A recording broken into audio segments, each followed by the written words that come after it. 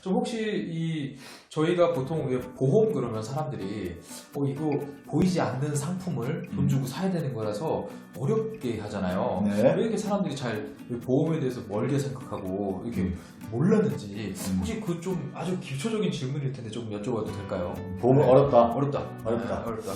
저는 보험은 어렵다라기보다는 보험을 너무 쉽게 생각해요. 사람들이. 네. 굉장히 비싼 겁니다. 우리가 참 안타까운 게 뭔가 이렇게 스마트폰을 산다, 뭐 기계를 산다 그러면 그냥 50만 원 내고 끝나는 거라고 생각하기 때문에 오히려 더 고민하고 더 깊게 생각하는데 보험은 만 원, 2만 원, 뭐 5만 원 이렇게 가입하니까 당장 얼마 안 들어가는 것 같지만 놀랍게도 10년, 20년 납을 한번 생각해 보자고요. 그러면 1년에 얼마? 5만 원씩 맞아가지고 60만 원. 10년이면 600만 원. 20년이면 1100만 원이에요. 5만 원짜리를 가입하는 게 아니고 1200을 가입을 하는 건데 고민을 엄청 짧게 합니다. 기본적으로 보험에 대해서, 보장에 대해서는 투자 개념이 아니에요. 그러니까 좀 더 보험에 대해서는 20년, 10년 동안 납부하는 거다 이렇게 생각해서 좀 더 심사숙고하셨으면 좋겠고 보험에 대해서는 재테크라고 생각하시면 안 돼요. 이건 보장이에요. 그래서 어떤 사람은 이거는 이것도 되고 저것도 되고 이것도 돼요. 그러면 미안한 얘기지만 사기다 이렇게 보시면 됩니다. 보험은 보장으로 가셔야 돼요. 얘기 나왔으니까 뭐 한 말씀 드리면 저축성과 보장성은 나눠요. 어떤 걸 가입하는 게 좋을까요? 보장성이 있고 보험, 저축성이 있어요. 둘 중에 뭘 가입하는 게 좋을까요? 저 같으면은 저는 개인적으로 보장 쪽이 나을 것 같더라고요. 네. 왜냐면 보험이 어차피 저는 그게 쌓인다고 생각 안 하거든요. 그렇죠. 개인적으로는. 네. 그래서 저 개인적으로는 차라리 보장이 잘 되는 쪽에 저는 투자하는 게 낫지 않나? 어차피 자동차도 1년 지나면 없어지잖아요. 그렇죠. 저는 사실 그렇게 생각해요. 좋습니다. 중요한 얘기 있어요. 보험사는 사업비라는 게 있습니다. 기본적으로 보장성이든 저축성이든 사업비를 떼는데 저축성은 저축성 보험을 가입하는 거기 때문에 보장이 낮아요. 대신 이율로서 약간 저축의 형태죠. 그럼 차라리 저축을 하세요. 저축을. 네? 보험 가지고 저축하겠다 이렇게 생각하지 마시고 물론 이제 그 성격에 대한 부분에서 완전히 없을 수는 있겠지만 저는 이렇게 말씀드려요. 가는 거 길게 가입하시는 게 좋다.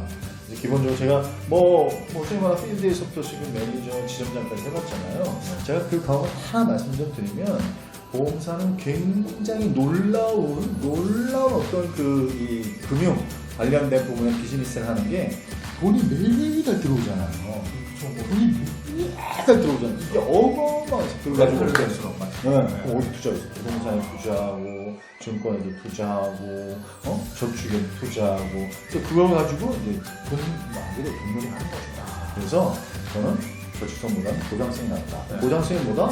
비용이 되는 거지만 다 없어지는 거지만 뭐죠? 최소의 비용으로 최대의 보장을 받을 수 있다. 그래서 무조건 가늘게 길게 가입하시는 거.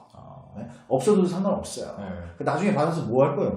20년, 30년 받아봐야 지금 1000만 원과 20, 30년에 1000만 원이 무슨 의미가 있겠어요? 예를 들면 그래서 가는 거 길게 가입하셔야 이를 꼭 드리고 싶습니다. 저 같으면 이제 저런 부분 있잖아요. 요즘에 제가 아는 분들 보면 약간의 뭐 특약 이런 게 중복돼서 어렵다 이런 얘기를 많이 하시던데 가입할 때 그런 부분도 좀 많이 보고 좀 진행을 해야 되나요? 어떤가요? 약관을 다 보고 가입한다? 말도 안 되는 얘기죠.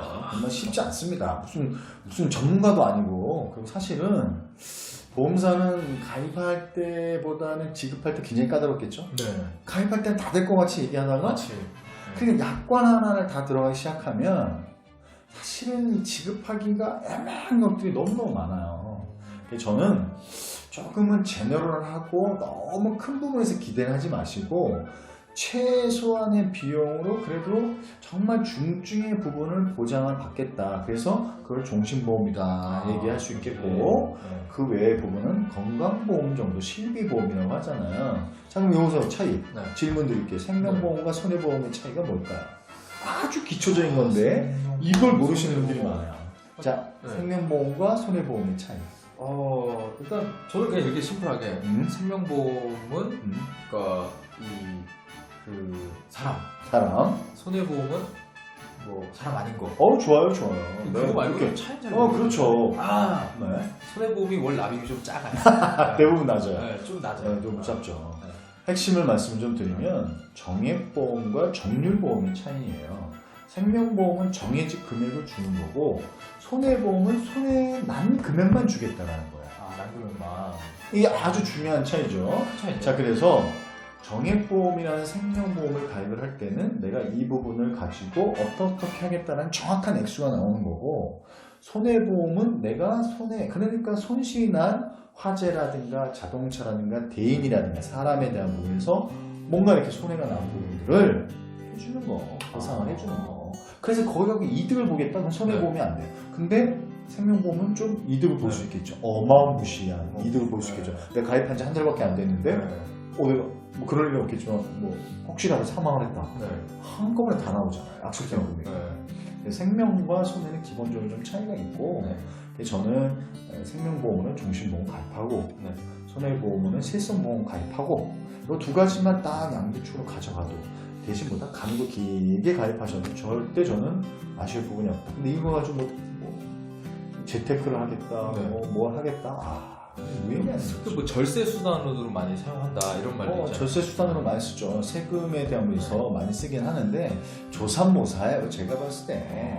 그러니까 예를 들어서 지금 내가 세금의 공제를 못 받으면, 세금 공제를 받으면 연금보험 같은 경우는 특히나 나중에 받을 때는 세금 공제를 못 받아요. 근데 지금 세금 어떤 부분에 대해서 내가 혜택을 못 받으면 나중에 연금 받을 때, 연금보험 같은 경우는 세금 혜택을 받아요. 어떤 게 더 낫나요? 조삼모사예요. 미리 하냐 나중에 받느냐. 그래서 그거에 대해서 너무 연연하지 마시고, 다만 자기한테 정말 중요한 보장의 핵심 부분만 해서 가늘고 길게 가시는 것이다. 이렇게 생각하시면 제일 좋을 것 같아요. 무조건 가늘고 길게. 저는 이제 제가 이제 실손보험이 있고 또 이제 자동차 보험, 운전자 보험 이런 걸 이제 하고 있다가, 제가 그 작년에 이 병원에 좀 입원을 한 적이 있어요. 제가 입원을 하고 나서 그 다음에 좀 이거 아차 싶어갖고 보험을 좀 가입하려고 했더니 승인이 안 나가지고 좀 애를 먹었었거든요. 그렇게 좀 때를 놓치면 가입이 안 되던데 이런 부분도 혹시 어떻게 좀 방법이 있는지. 그래서 이제 불안전 판매가 많은데 실제로 우리가 보장을 받기 위해서 가입하는 것이지 가입하기 위해서 보장받는 게 아니잖아요. 무슨 얘기냐면 자기가 그분의 질병력이 있고 그것에 대해서 고지 의무 위반을 하게 되면 보험금을 지급하지 않게 돼요. 그러니까 예를 들어서 내가 뭐 어떤 고혈압이 좀 있었는데 고혈압 약을 먹었어. 고혈압이 없다고 가입을 했어. 나중에 고혈압 때문에 문제가 생겨서 보험금을 받아야 돼. 근데 보험금을 받았는데 그 사람들이 무조건 오케이 주지 않아요. 반드시 심사가 들어가요. 반드시 조사가 들어가요. 물론 액수가 작은 경우에는 그냥 넘어가는 경우도 있겠지만 액수가 좀 된다. 그러면 무슨 뭐 공익기관입니까? 무슨 자선단체예요? 지급하려고 있는 사람들이 아니라 미안한 얘기인데 지급하려고 있는 게 아니라 그분의 최소한도로 지급을 더 하려고 하겠죠. 저도 뭐 다 가입돼 있습니다. 그래서 그 부분들에 대해서는 고지 의무를 다 하셔야 돼요. 반드시 내가 이 부분에 대해서 하겠다라면 나중에 내가 암 1기, 뭐 예를 들어서 연기 뭐 했어. 나중에 이거 숨기고 가입하자. 나중에 다 나옵니다. 그러니까 그건 숨기지 마세요. 고지 의무는 반드시 하셔야 돼요. 근데 이제 저런 거 있잖아요. 뭐 약관 중에서 예를 들어 암보험을 들었는데 암보험 들었는데 얼마 안 있다가 암 판정을 받은 거예요. 가보니까 보험은 뭐 100일 이후에 효력이. 그렇지. 3개월. 뭐 이런 것 때문에 싸움이 좀 있더라고요. 그래서 3개월 이후에 청구하셔라. 3개월 이후에 진단을 받으셔라. 이렇게 얘기를 하죠. 그래서 이제 그런 것들에 대해서 잘 모르죠. 저도 잘 모르는 사람들도 많고. 굉장히 소지가 있죠. 그렇죠. 근데 이런 게 있는데 자살 같은 경우에 종신보험금이 나올 거 아닙니까? 자살 나올 것 같은데? 근데 나오는 경우도 있고 안 나오는 경우도 있어. 그래요? 자, 질문 드리겠습니다. 돌발 퀴즈. 자살 보험금은 언제 나올까요? 돌발 퀴즈. 그래도 자살하면 안 되고. 그쪽 시대적인 이슈인데 자살. 저는 이게 자살 나올 것 같긴 한데 다는 아니고 일부만 나오지 않을까 싶거든요. 개인적으로 생각할 때는 뭐 안 주진 않을 것 같고. 기억하십시오. 2년입니다. 2년 안에 자살하게 되면 보험금이 나오지 않고 2년을 넘어가게 되면 자살보험금은 원칙적으로 지급을 해야 되죠. 그러니까 이게 아무래도 여러 가지 그런 보험협회라든가 어떤 데이터들에 의해서 2년을 예측해서 자살을 예측을 해서 보험을 가입할 예정하기 쉽지 않다. 그러니까 2년을 넘어가는 게 예정을 하기가 쉽지는 않다 이렇게 보고 2년 내는 예측할 수 있기 때문에 그러지 않나 이렇게 생각해요. 보니까 뭐 이렇게 6, 7개 들어놓고 갑자기 안녕 하는 분들이 있더라고요. 그게 이제 2년이라는 말씀이신 거죠. 그래서 3개월, 그럼 뭐다? 그렇구나. 손해든 생명이든 3개월의 유예기간이 있다. 그래서 3개월 동안은 진단도 받지 마시고 병원도 가지 마시고 가급적이면. 아니 물론 이거 케이스 바이 케이스입니다만 그냥 일률적으로 말씀 좀 드리면 네. 그리고 이거 참 얘기해 좀 자살하려시면 2년 후에 하셔라. 2년 후에 해야 네. 유가족이 지급이 된다. 이거죠. 이거 큰 거죠. 이거 크네. 굉장히 큰 겁니다. 뭐 우리가 일상 책임 배상 뭐 이런 것도 잘 모르고 있어서 안 타시는 분들이 많더라고요. 네. 저 같은 경우도 저는 윗집 때문에 이제 물이 좀 샜었는데 모르시더라고요. 제가 얘기를 해드렸더니 알아보더니 이제 저는 이제 그래서 도배 싹 하고 보험사 처리를 한 적이 있었거든요. 모르는 분들 많더라고요. 그리고 제가 또 한번 여행을 간 적이 있는데 저는 그냥 기본 여행 그 보험만 들어서 갔더니 그 자연재해에 대한 보상 부분을 그냥 기본만 들어놨는데 제 아는 분 같은 경우는 풀로 다 들어놓은 거예요. 그래서 제가 이제 일본에 당시에 지금 옛날 간 겁니다. 옛날에 간 건데 오키나와에 갔었는데 태풍이 온 거예요. 그러니까 비행기를 이틀 늦게 타게 됐거든요. 그 이틀의 기간 동안에 숙박료, 교통비가 다 나오니까 그 택시비 비싼 일본에서 택시를 타고 럭셔리하게 이틀을 여행하셨더라고요. 그래서 저도 그때 이것도 다르구나를 좀 알았거든요. 그럼 좀 스마트하게 보험을 좀 볼 수 있는 방법 뭐가 있는지죠? 네. 글쎄요, 뭐 스마트하게 본다라기보다는 보험 상품은 계속 개발이 돼요. 좋아질 수밖에 없겠죠. 근데 일단은 상품이 계속 개발되고 좋아지는 부분에서 다 가입을 할 수는 없잖아요. 그리고 이건 복권이 아니에요. 보험은 복권이 아닙니다. 로또가 아니에요.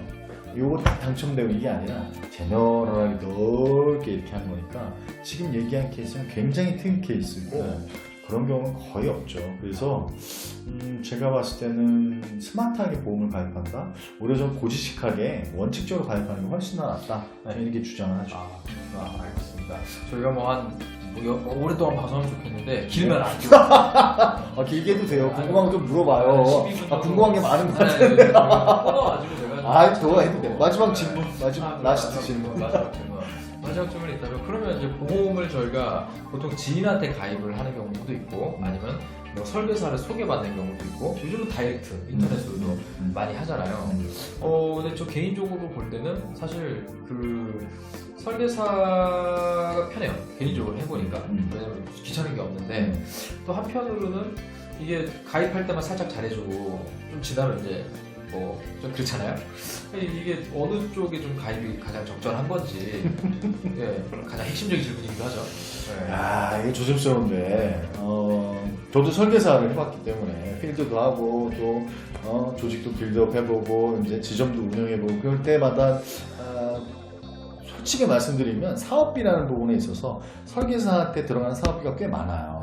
그래서 자동차 같은 경우 다이렉트 보험 이렇게 훨씬 더 도움이 되죠. 그죠. 확실히 수수료가 빠지니까. 수시사는 다이렉트로 써요. 그리고 그것들에 대해서 수수료 가지고 또 영업하는 사람도 있어요. 내가 얼마면 돌려주겠다. 맞아요. 저는 굉장히 비도덕적이고 비윤리적인 부분이라고 봅니다.